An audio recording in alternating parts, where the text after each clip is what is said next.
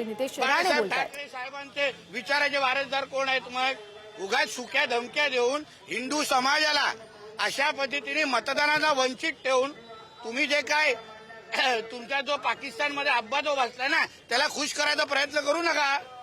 चला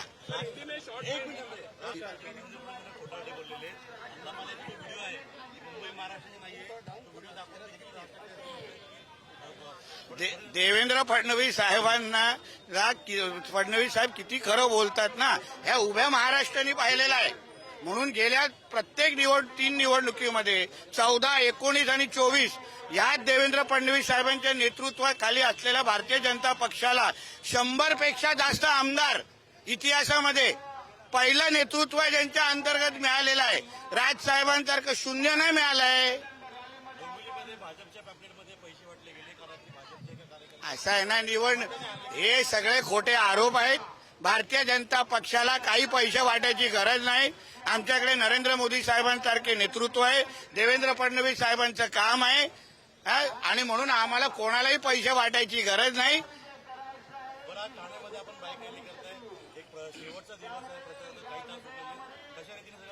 नाही शेवटी संजय राऊत म्हणतात की ठाणेकरांसाठी आपल्याला त्या खुर्चीवर आलं महादेवालाच महापौर बसवायचं आहे हे आग्रह करण्यासाठी या ठाण्यावर आलेलो आहे. कारण की उद्या जय श्रीरामवाला अगर महापौर तिथे बसला नाही तर ठाण्याच्या गलीगलीमध्ये सर तन से जुदा आणि हिरवे गुलाल 16 तारखेला उडवले जाते. संजय राऊत म्हणतात गद्दारांना गाणं ही वेळेत भाजप असेल